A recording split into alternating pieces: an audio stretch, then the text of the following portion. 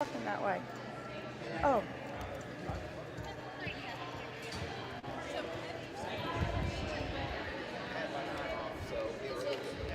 Is it illegal to break some? Yes.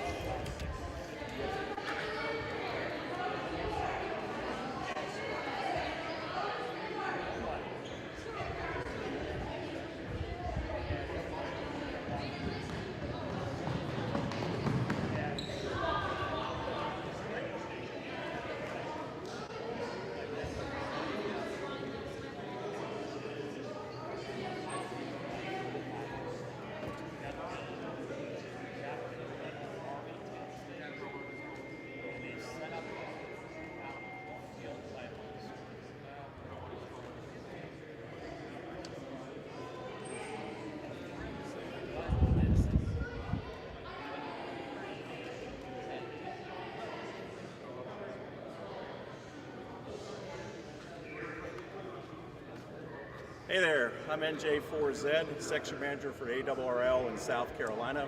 Today we're at Pleasant Knoll Middle School in Fort Mill. We have an upcoming ARIS contact, so the pass for the ISS will start about 12:10 p.m. on Eastern Time, 16:10 UTC. So we'll have a program beginning here in about 30 minutes. We've got several stations set up. We've got a station for HF, we've got a station for UHF, VHF, a satellite station, an information booth for the students to take information back to their parents. And we also have a CW Morse code booth that we're teaching the kids Morse code. So we've got two trailers and outside with masts and antennas for the satellite pass here, so we're looking forward to it. Should be a lot of fun.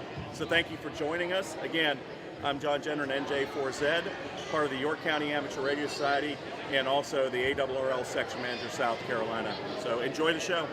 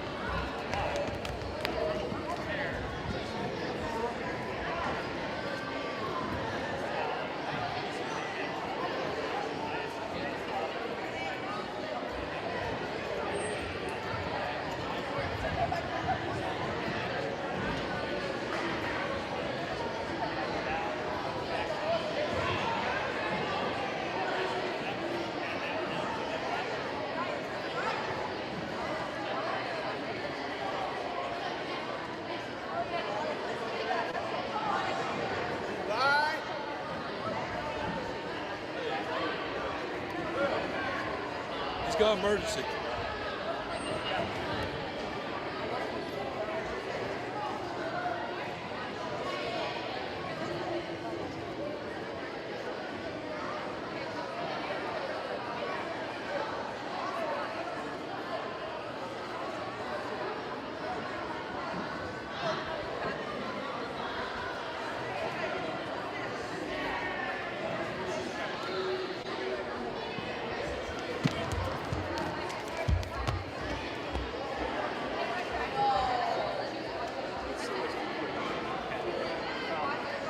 Faking them out. So let me guess, they're faking you out. Well,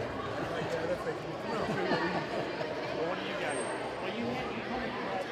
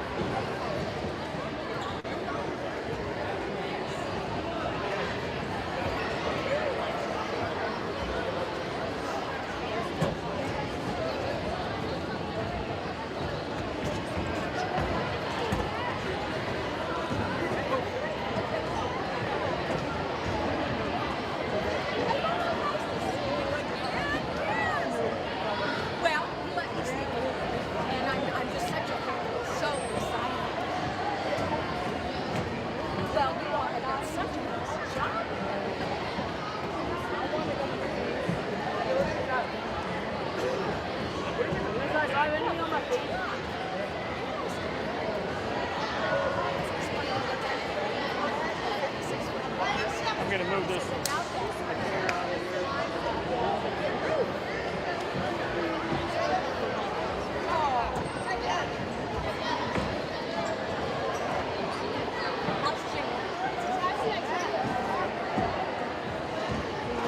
Sit over here so now. Me too. I'm gonna find this one. Okay, yeah.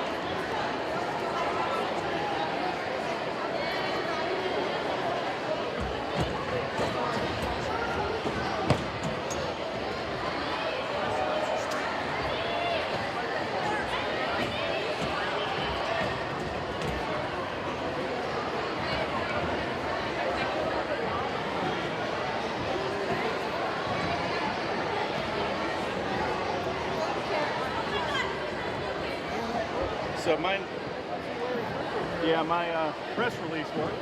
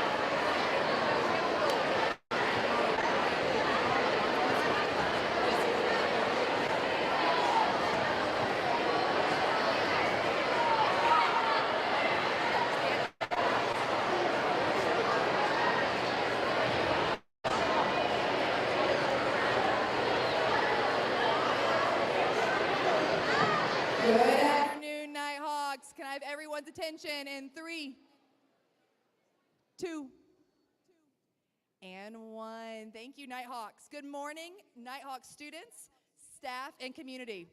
We are so excited to have our entire Pleasant Knoll family here as we get to host this extremely special opportunity. While math, science, English, and social studies are very important, this event is the type you remember when you get older.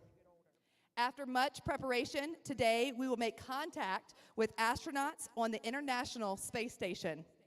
Today is a once-in-a-lifetime opportunity. And less than 1% of the schools that submitted applications were selected for this program. And we are one of them. Go Nighthawks. Thank you. During this assembly today, we will be conducting a real-time interview with an astronaut currently on the International Space Station. Students, during this program today, we need your attention, your best behavior, and lastly, for you to be quiet during this assembly. We want all of our students and staff to be able to hear both the questions and the answers from the astronaut. There will also be moments of pause as we set everything up and make contact. However, please wait patiently as we connect with the astronaut. We are excited for us all to participate in this program, and we want everyone to enjoy this event to the fullest. Countless hours of work went into this event today, weeks, months, lots of hours.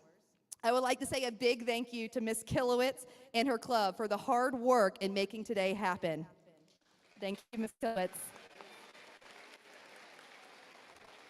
I would also like to thank ARIS, NASA, and AMSAT, ARRL, ESA, and York County Amateur Radio Club for their dedication and help in arranging this opportunity. Without their teamwork and help, we wouldn't be able to have this event today. Just like Neil Armstrong said, the search for knowledge is what brought men to the moon, but it took knowledge already acquired to make it possible to get there. It is a knowledge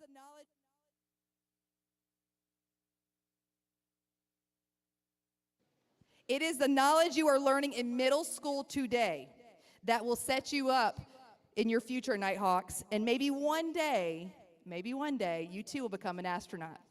Students, once again, please give our guest your full attention today and remain quiet as we make contact with our astronaut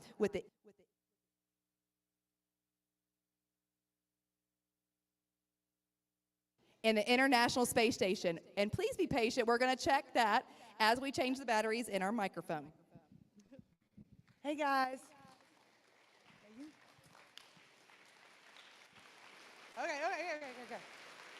Okay, we're done. 3, 2, 1.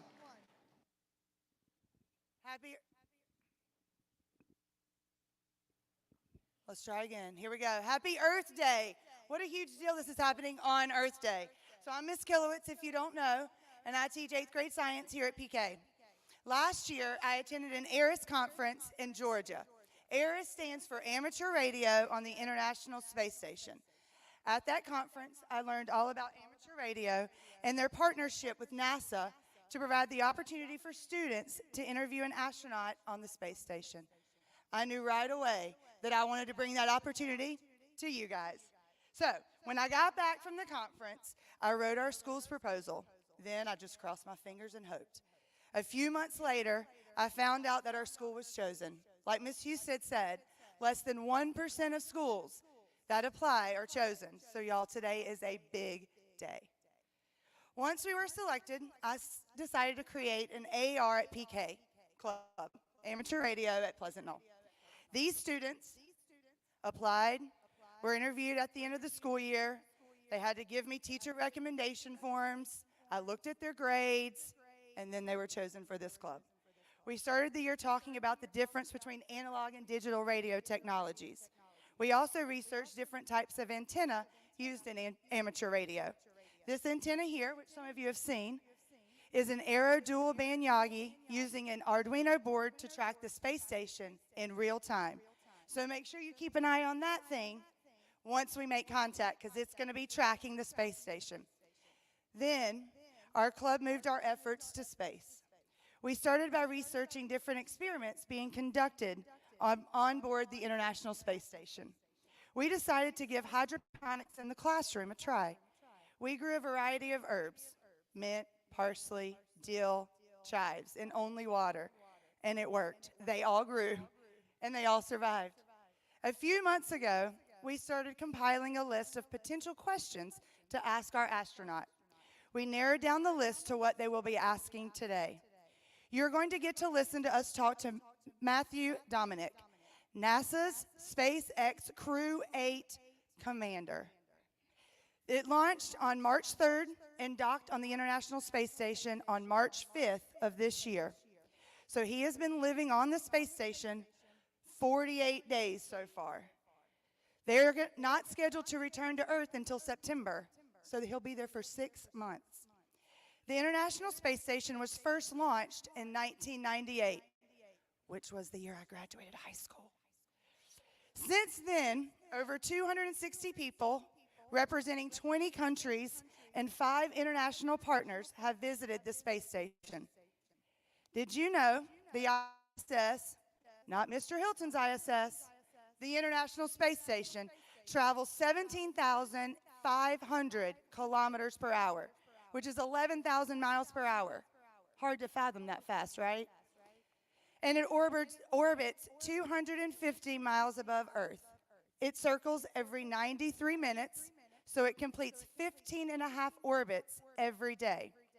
And on the screens, you're going to be able to watch it track. So you see the shaded circle with the plus sign? That's the space station heading our way. So you'll see it. I'm excited about this contact, and I hope you guys are too. But first, we're going to watch a few video clips.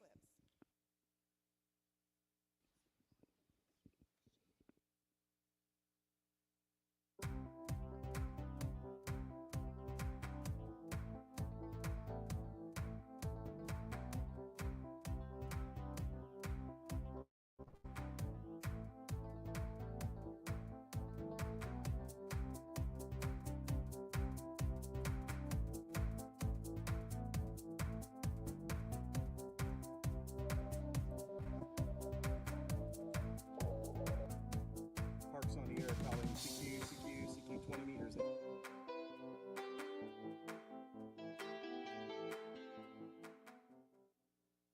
Anyone assess this is N2SJ, over. NA2SJ from NA1SS for scheduled contact. Hi everyone, I'm Tim Peake and welcome aboard the International Space Station, where we're orbiting Earth 16 times every day. One of the most rewarding activities that some astronauts undertake on orbit is to talk to schools using the space station's ham radio. Now these are events that are planned by ARIS, which is a worldwide group of amateur radio volunteers who are dedicated to introducing young people and students to science, technology, engineering and mathematics. Now this is the equipment here in the Columbus Laboratory, which consists of a handheld radio, a headset, and we also have a ham video unit. Now, as the International Space Station orbits above your location, a radio link is established between the ISS and your school. Now, because we're traveling at nearly 18,000 miles per hour, which is an incredible 25 times the speed of sound, we usually get about 9 or 10 minutes of good radio contact before losing the signal. So about 5 minutes before the scheduled start time of the contact, I come into the Columbus Laboratory and configure the radio so that I'm on the correct channel. And sometimes I'll set up the ham video too. Just before the predicted time, I'll begin to start calling the school using the standard amateur radio calling techniques. For example, if the call sign of your school was GB4 Fun, I would say Golf Bravo 4, Foxtrot Uniform November. This is Golf Bravo 1 Sierra Sierra, listening and standing by. Now at your school, the radio operator will be listening for my call, but may also transmit and try to call me as well. You'll probably have a much more powerful transmitter on the ground than we have up here on board, so I'm likely to hear you before you hear me. Then, once we can hear each other, then comes the best bit, which is actually talking to the students and answering the questions. Once I've answered all the questions, we use the remaining time to say goodbye to each other and end the connection. I'll then spend a few minutes configuring the radio back into a rebroadcast mode, and then I'll go back to my day job, which is of course doing science on board the International Space Station. ARIS is a brilliant opportunity for astronauts to talk to school pupils. It's really rewarding to hear how excited the students are when they're talking to somebody up here in space. And it's a true privilege to be able to inspire our next generation of scientists and engineers through amateur radio.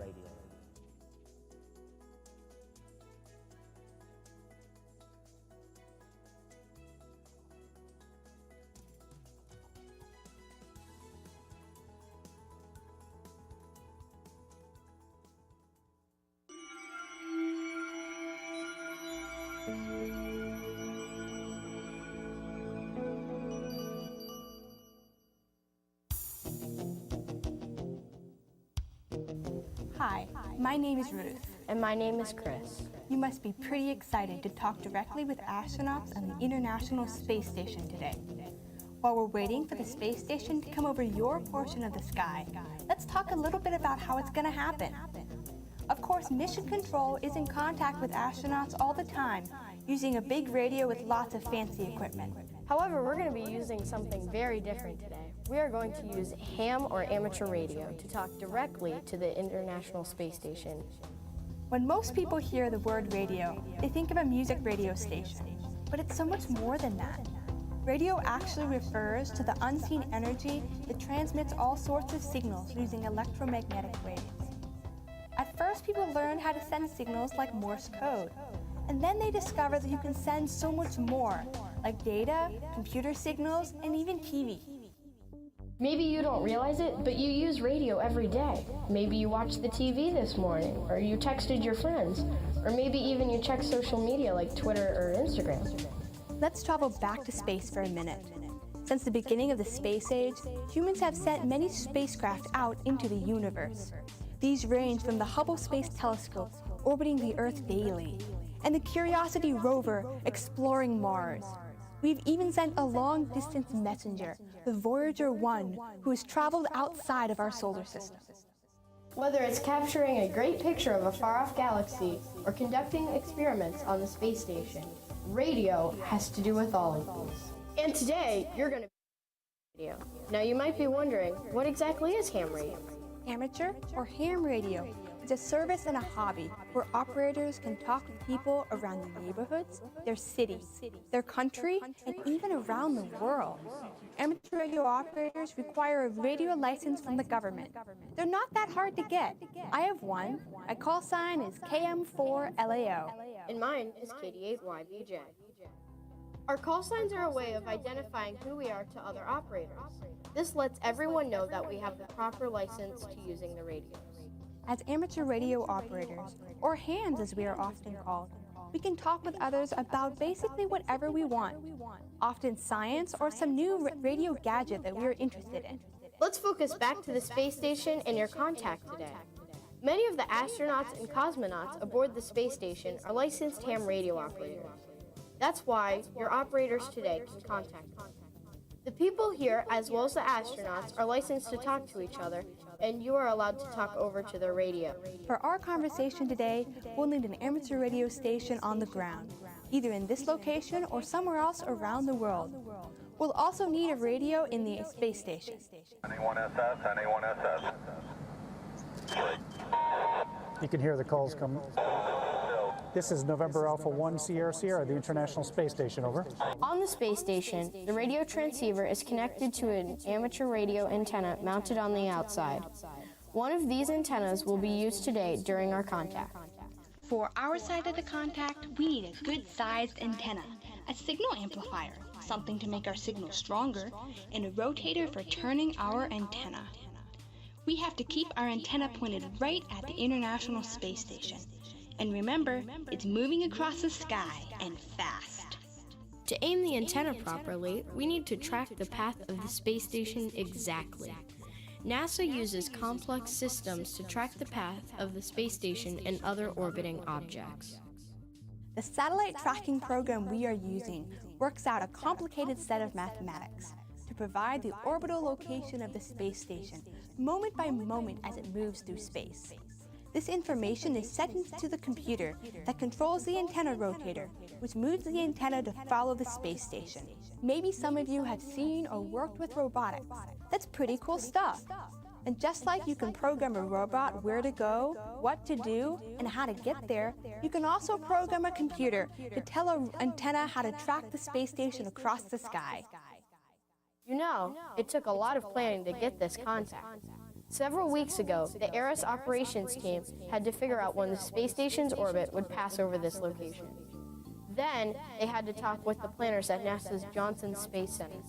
The crew's time is pretty full, so they were able to find a time that could work for the crew members' schedules. Once they found times that would work both in space and here on the ground, the host organized this contact. And in just a few minutes, you'll be hearing and talking to the astronauts. Well, it's almost time for your contact. It will be exciting, so good luck with it.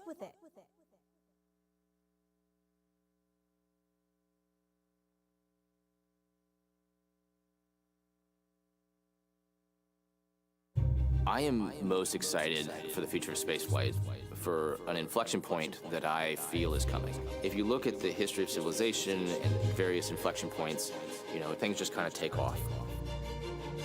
I am NASA astronaut Matthew Dominic, commander, NASA's SpaceX Crew 8 mission to the International Space Station. I grew up in Wheat Ridge, Colorado. I was the oldest of two brothers. I had two parents that were amazing in that they encouraged my curiosity. Growing up there in the Rockies and the outdoors, there were so many things to go and do and see. I've always wanted to explore and satiate my curiosity for the world around me. And so I just kept pushing throughout my life. I joined the Navy because I wanted to fly airplanes, I wanted to go fast, I wanted to test airplanes. And so astronaut for me was just the next logical step in life to keep going and keep exploring and keep pushing myself further in terms of intellectual curiosity about the world around me. I've been at NASA now for about 6 years, and I'm super excited to fly in space. Working and training with Crew 8 is absolutely awesome. We have a diverse group of academic and intellectual backgrounds that come together, and also an international component. It is such a blast to watch the crew grow as we started training over time, to watch that team dynamics develop as we get ready to launch. We're starting to see what makes each other tick, what's important to each other. I view Crew 8 like an Olympic torchbearer. That's where I see Crew 8. We are a torchbearer on that path to the Olympics that are going to occur in the future as we move humanity forward. We're going up there to relieve Crew 7, Crew 9 will relieve us, and we are keeping the flame of space, human presence in low Earth orbit, alive. If you're a studier of science or statistics, you know that you always want to have a big N, and that just means sample size, to understand the thing you're studying. So just launching 1 or 2 or 10 or 15 people to space leaves you with a very small sample size. So every time we launch 4 more people to space, we're building our sample size and our understanding of the human body and the things that happen to it in a zero-gravity environment. That sets us up to go to the moon. It sets us up to go to Mars. Many folks think of NASA and they think we're using crazy cutting-edge technology and all kinds of adjectives and superlatives to make space work. There's no smoke and mirrors, there's no magic. It is just hard work through the laws of physics and basic material science to get us into orbit. That's the magic. We are part of a massive team of people that need to continue continuous human presence in low Earth orbit and not letting that flame go out. We are line soldiers on the ground marching to make sure that this continues. And just being a small part of that and continuing that is what's important.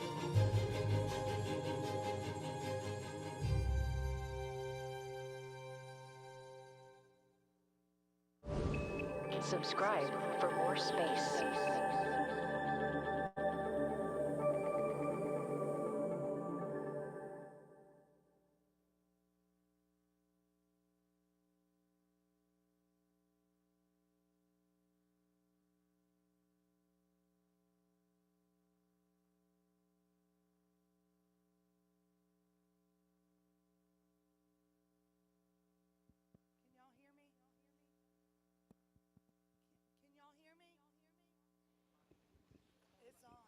Well, I'm loud. I've got a teacher voice. That Matthew Dominic, that is the guy we're going to talk to today. Okay, we're pulling up another video. Thank you for being patient.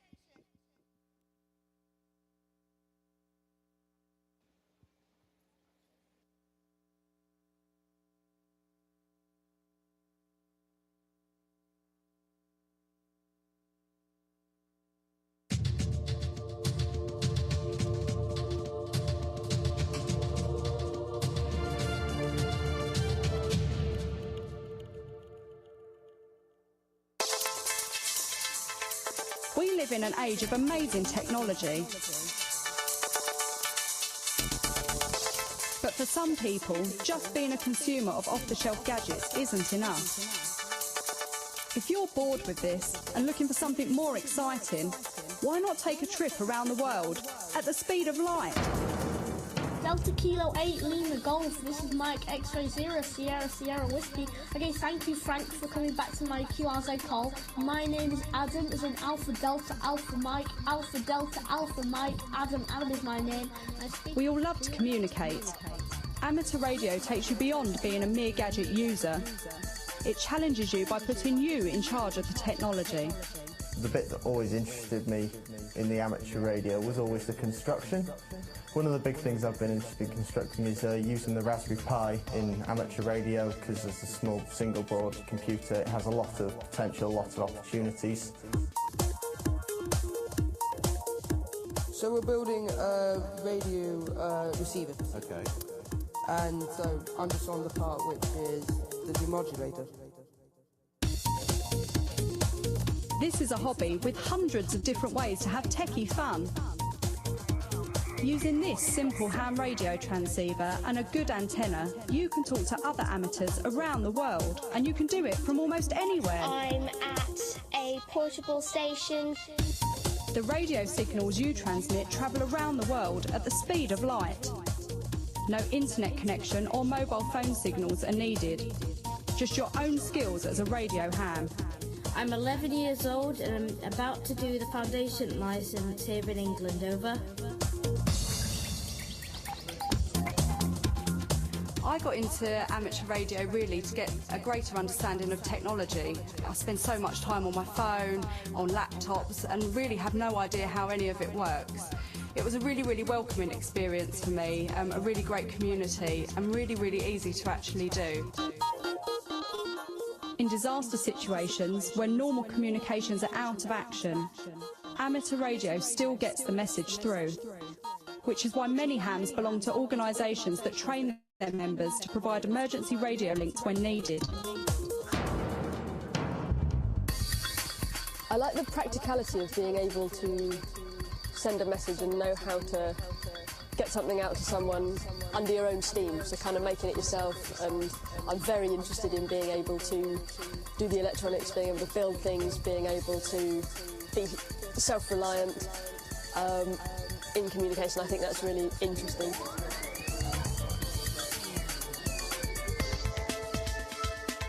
It's great fun talking to other hams in unusual and sometimes exotic places around the world and beyond.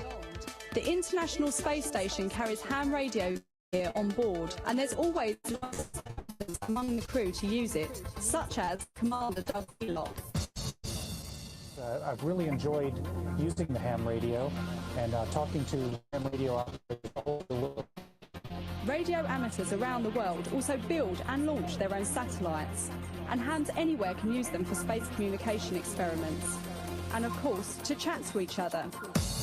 Golf 1 X-ray India Echo. Golf 1 X-ray India Echo, Golf Bravo 1 Yankee Oscar Tango America. Afternoon, 5 and 9. We're using SA50, which is an FM transponder satellite, which was going over from about west to north, around 70 degrees elevation.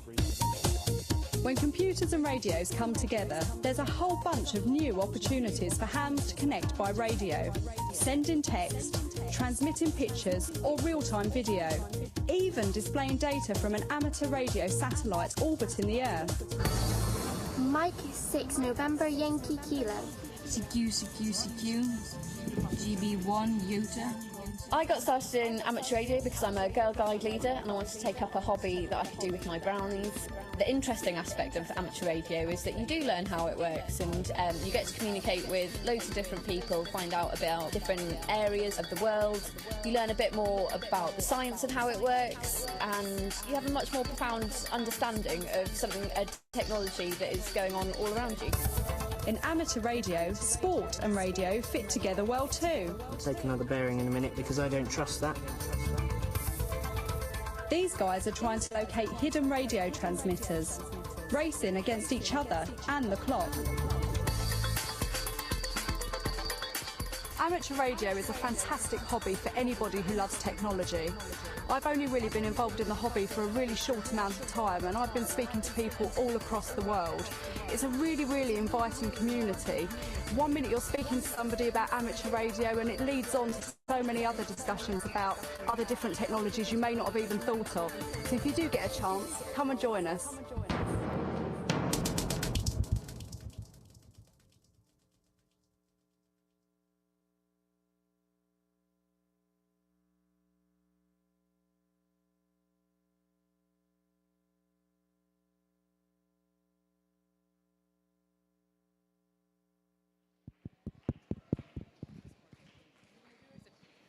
All right, guys, we hope those videos helped you get a little bit more information about what we're about to do. So we are now, this is live, you cannot control science, okay, so we are in a hold time to wait for the International Space Station to come up where we can communicate. So we're about 10 minutes until we need to call in to 10 to 15. So we're watching, everyone look up there, do you see it? See, we're looking, we're going to go over to Charlotte, Fort Mill area, okay? So we know middle school. It's hard to keep you quiet. I appreciate what you've been doing. So we are going to let you whisper to your next door neighbor, left or right, up or down, but we are not screaming left and right. When we come back on, we will get you guys all quiet to then talk to the astronaut. Sound good? So we got about 10 minutes. It's holding. You need to stay in your spot. It is not a bathroom break. Stay seated in your spot, please. Thank you. There, I'll start getting up. Yeah. Okay.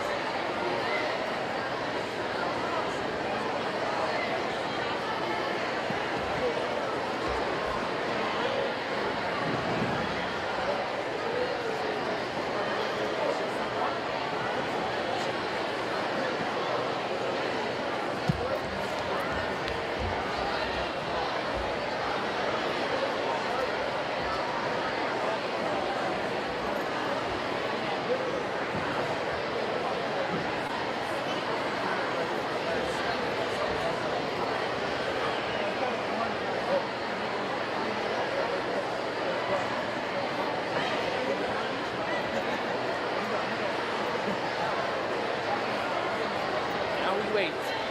Yeah, not very long. How long do you think? Under 5 minutes? 5-6 minutes.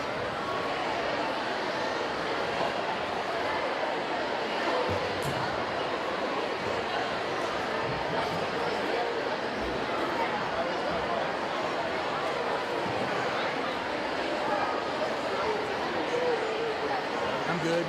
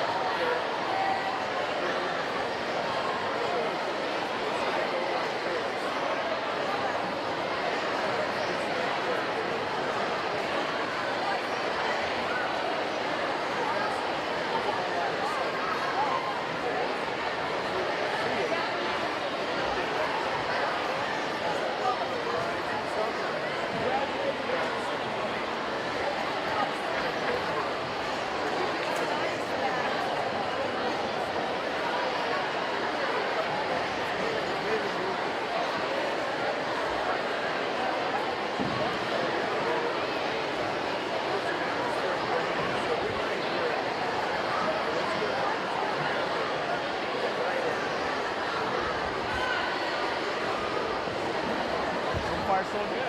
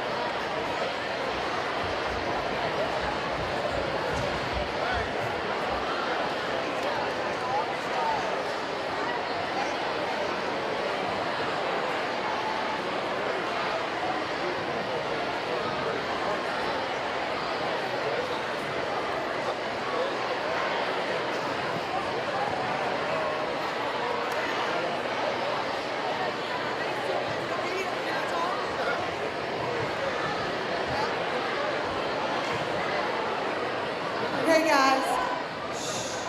3, 2, oh, no, I didn't even have to count. Okay, y'all, we're about 3 minutes away. So the space station is approximately 2,200 miles away.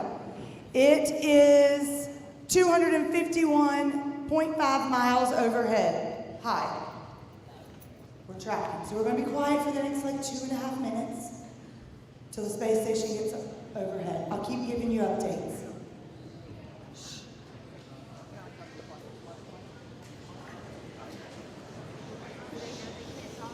No, y'all, this is quiet. Thank you.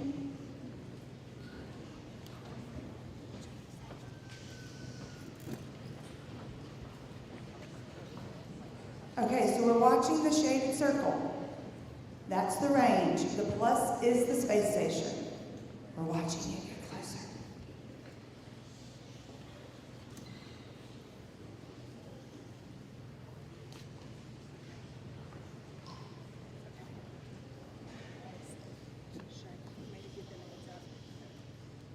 Okay, heads up. There's going to be like a squelch noise, is that what you called it? A high-pitched noise. Don't be alarmed. It's us making contact. Once we make contact, he'll bring the volume down and it won't be so loud. Currently, 1,800 miles away. Remember, it's going really fast.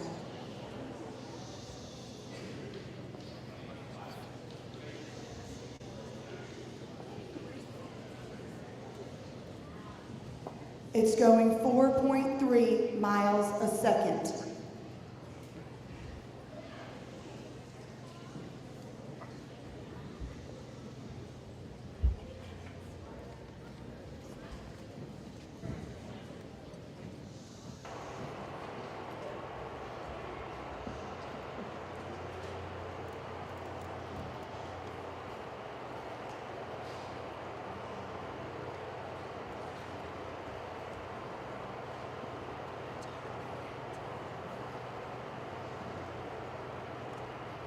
$1,600 miles away.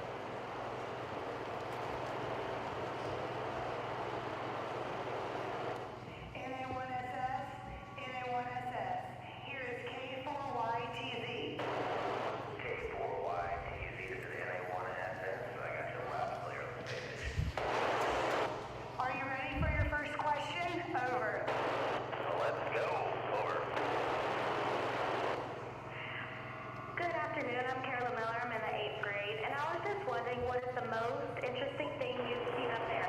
Over. So many interesting things up here to see, but I really love looking out when we're in a night path and seeing the solar rays in the sun at the sunrise and sunset, hitting the solar rays, and especially if we're in the southern part of the earth and you get to catch the aurora, the green of the aurora at the same time. Over. Hi, my name is Hannah Harrison. I'm in the 7th grade, and I was wondering what made you interested in being an astronaut. Over. So many things made me interested in being an astronaut, but I just love exploring and going further and finding something new and learning something new and being around great people all the time. And just always the ability to go push yourself further and harder really brought me to being an astronaut. Over. Hi, my name is Salem. I'm from the 8th grade, and my question is, how long did it take you to adjust to living in no space? Over. It took my body a couple days to get mostly adjusted, and I think then I've just been getting a little bit better and a little bit better since then as far as moving around and understanding where I'm at and how to navigate this space. But most of the adaptation to space took place in the first 3 days I was up here. Over. My name is Lennon Kilowitz. I'm in the 8th grade, and my question is, what is a typical day on the ISS like for you? Over. I'd say no days are typical. There's always something new up here. Today we're packing the cargo dragon to send a bunch of stuff home to Earth here in a few days. Many days I'm a lab technician doing experiments, or I'm talking to people on the ground. There's no typical day up here. It's all fascinating. Over. Good afternoon. My name is Moksha Benda. I'm in 7th grade. And what is the consistency of your food and how does it taste? Over. We have a wide variety of food up here from all of our international partners. We have Russian food, we have European food, we have food from Japan, we have food from the United States. We have a tremendous selection of food. About the only thing we don't have is anything crunchy. We don't have anything crunchy up here because it creates crumbs, and those float off and make a big mess in space. They don't fall to the ground like it's easy on Earth. But other than that, we have a wide selection of food, and it's pretty doggone good. Hi, my name is Jacob Hatchell, and I'm in the 7th grade. My question is, are the vegetables you grow up there as good as the ones we grow on Earth? Over. I have not been lucky enough to be on station when we grow vegetables. Some previous missions do that. You should look up Frank Rubio online. He was growing some tomatoes about a year ago. Over. Hi, my name is Bridget Kara. I'm in the 8th grade, and my My question is, what happens if you get sick? Over. Well, if we were to get sick, we actually are lucky enough right now we have a medical doctor on board, Dr. Michael Barrett. He's my crewmate. But all of us are trained in basic medical training, and ideally we just never get sick because we're in quarantine. We quarantine 2 weeks before launch, and there's nobody who could infect us, so we just don't get sick. Over. My name is Kendall Silly, and I'm in 8th grade, and my question is, how do you go to the bathroom? Over. We have a special device to handle that. It uses a fan and it brings in air, so it makes your body waste go in one direction. So when it comes out of your body, it gets sucked into this device, and we separate the water from the solid, and we're able to drink the water the next day after we filter it. Over. Hi, my name is Monica Goday. I'm in 8th grade, and my question is, if you can't shower, how do you keep yourself clean? Over. We take water in a squirt bottle, and we squirt it onto a washcloth, and then we rinse ourselves with that, and we also put a little soap on and rinse it. But we basically take baths with water and washcloths. Over.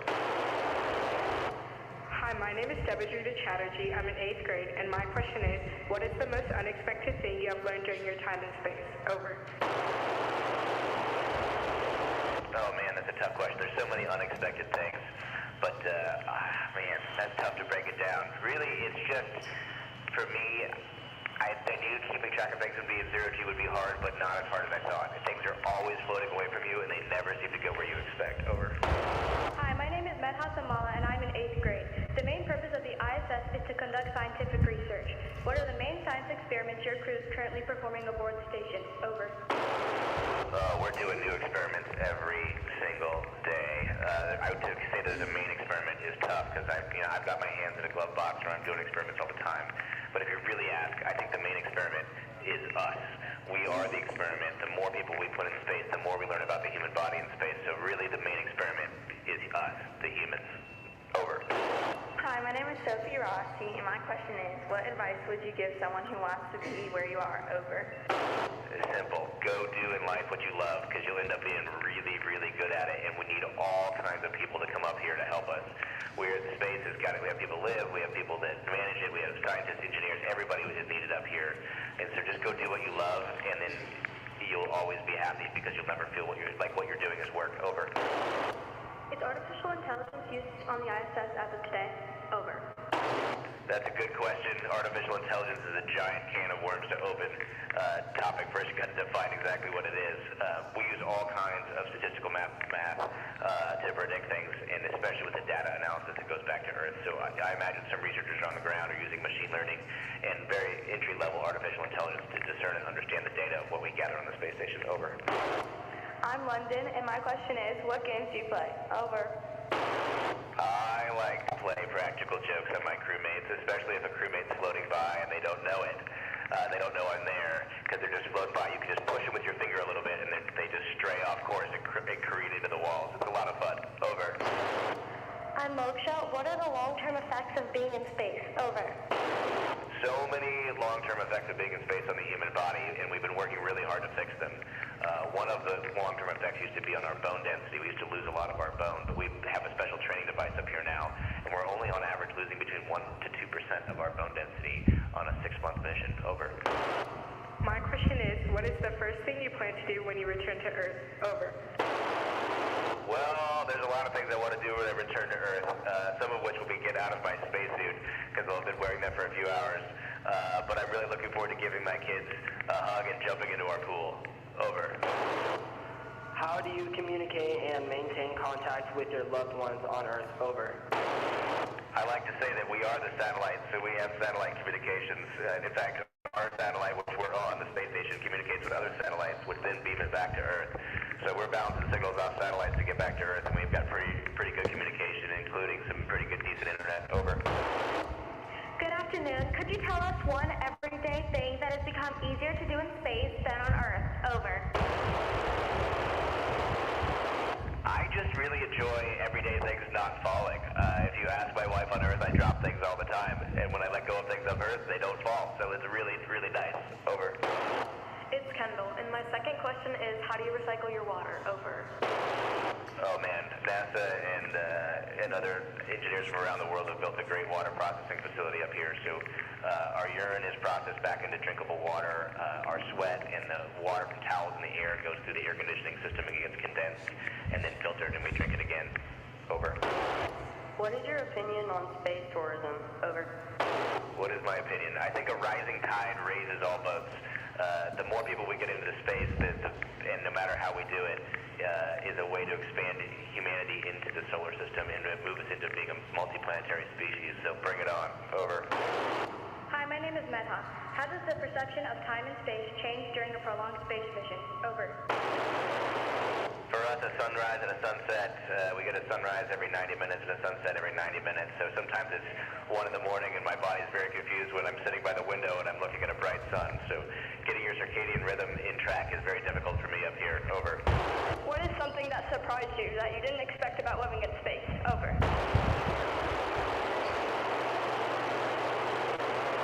I think you're still with us.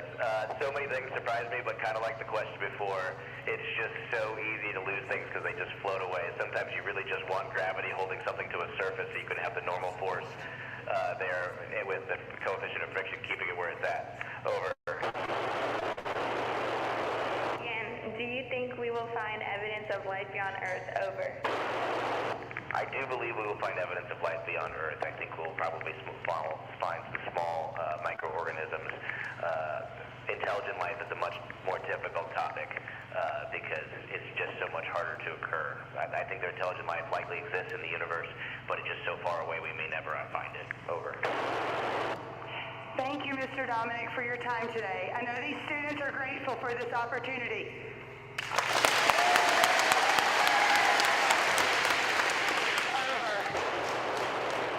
Had an absolute blast talking to you guys today. It's an absolute privilege for us to talk to the space station. In fact, it's a good break for me. My other crewmates are over there working really hard. In fact, I'm watching Jeanette Epps work really hard right now, and I'm just getting to run my mouth on the radio. So I'm having a blast, and thank you so much. Thank you. Over.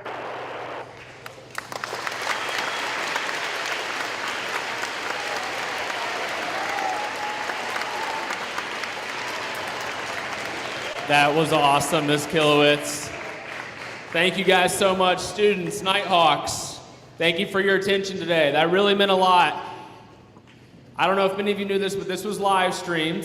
You guys did a great job listening. What an experience here for your club. Thank you guys here. We'd also like to thank ARIS, AMSAT, NASA, ESA, and YCARS.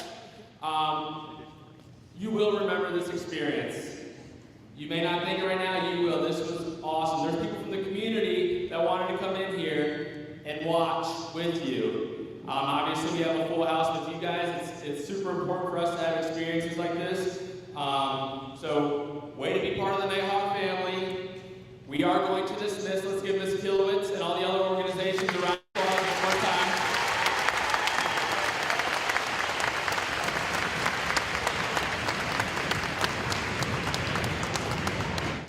Alrighty.